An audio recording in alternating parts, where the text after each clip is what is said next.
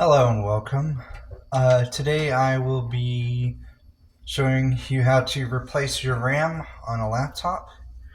Okay, what you want to do is you get a screwdriver that's small enough. Okay, um, I will re I will record a video talking about how to figure out what RAM to get for your computer, your laptop.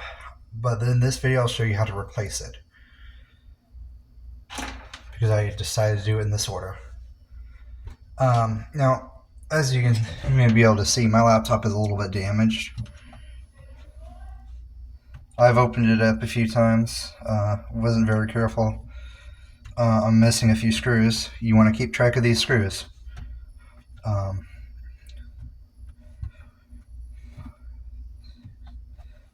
My laptop is supposed to have like 10, I think. 1, 2, 3, 4, 5, 6, 7, 8, 9, yeah, 10. And I actually only have 1, 2, 3, 4, 5, 6 of them. So what you want to do, you want to take your screwdriver, make sure you have your RAM, very important. This is a 4 gigabyte DDR4 laptop RAM. This, I'm not actually putting this in. This is the one that came out of here when I upgraded my RAM a month or two ago. But I will be showing you how to change the RAM and stuff. So I'm going to put that there. What you want to do, okay, all laptops will look a little different, but the process will be pretty much the exact same. You undo all the screws. I'm going to go ahead and be back when I undo on the screws. I'll continue recording after I unscrew all the screws. Alright, what you want to do when you're removing your screws is make sure you keep track of what screws go where, because they are often going to be different lengths.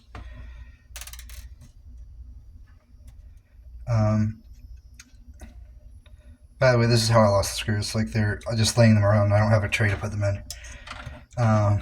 Then you want to carefully remove this cover. It'll be a little bit different for each laptop, but generally pretty much the same. You separate it from you get something thin in between it and the rest of the casing, and you want to kind of pry it open. That was not very graceful. Okay. Once you get it open, okay, okay, so first thing you want to do is unplug the battery. Very first thing you want to do. And I do not recommend doing this without like some kind of wristband strap, anti-static wristband. However, I don't have one. So, and unless you're repairing electronics regularly, you don't really need one. So right here, okay, right here, that is the RAM. What you want to do is unclip that, it'll pop. You don't want to let it pop up like that. This is the RAM I have in there right now. I'm going to put it back in because it's 16 gigabytes DDR4. There's the information about it, by the way. That removal will void warranty. That's talking about the sticker, not the RAM itself. So I'm going to put this back up here. Okay, alright. So what you're going to do is you're going to take your new RAM stick. I know this is the one I just pulled out, but it's because I've already upgraded it and decided to do a radio. What you do, okay, you slot it in, okay. It has to be the right version of RAM. If it's DDR3, it won't work with a laptop that's supposed to have DDR4, because this notch right here, that's a different spot depending on which one you have. Okay, you plug it in, you just kind of pop it down, and you're good to go. Remember to plug your battery back in. I actually forget many times to. I've forgotten quite way too many times to plug my battery back in, get it all closed up, and then wondering why it won't turn on.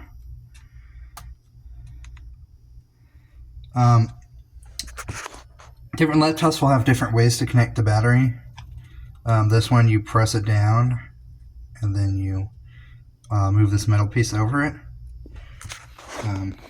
Okay. I will, at some point, make a video covering the other components of a laptop. However, this is just about replacing the RAM. Okay, I'm going to go ahead and put the cover back on. Put it back up here. I'll put the cover back on.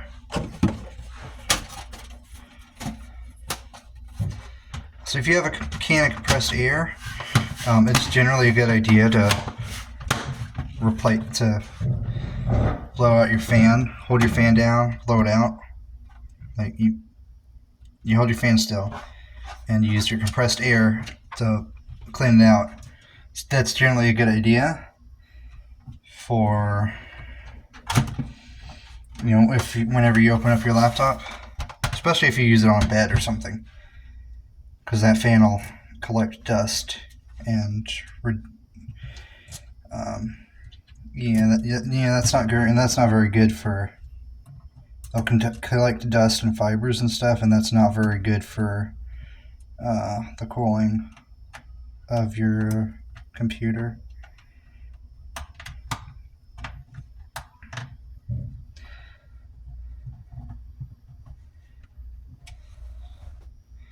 Like I said, I'm missing quite a few screws because I wasn't careful and lost them. Okay, that there. Some laptops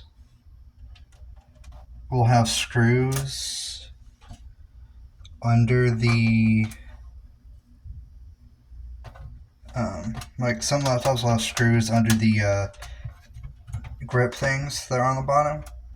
Some won't. It just depends on what kind of laptop you have.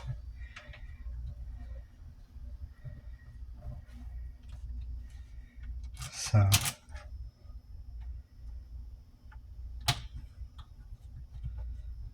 and then after you get it back,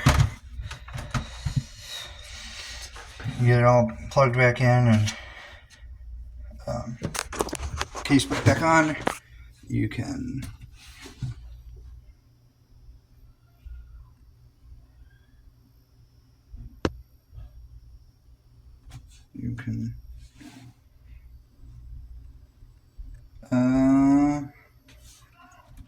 technical difficulties. Let me double check that I plugged the battery in properly. Oh wait, no.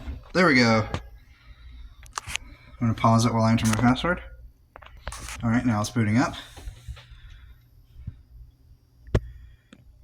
And I'm going to pause it again while I enter my password again, because I have a boot password, which prevents it from being turned on without a password. And then I have my login password. Alright, and then should be good to go. Hang on. Okay, and then I've got this program installed. I'll make a video about it later at some point.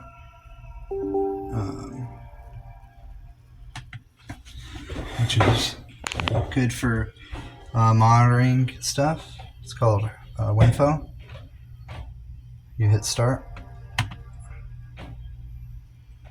It gives you a bunch of useful information.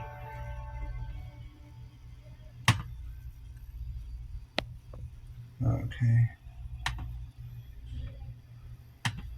And you can see here, I got 20 gigabytes of RAM because 4 is soldered onto the motherboard, and I just put the 16 gigabyte in. This can give you all sorts of information like your motherboard,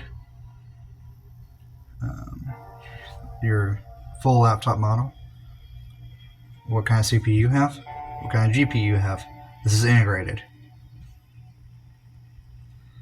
And I will go ahead and end the video here. As you can see, it's running. It's got 20 gigabytes, and that's perfect. I'll see you guys in the next video. Bye.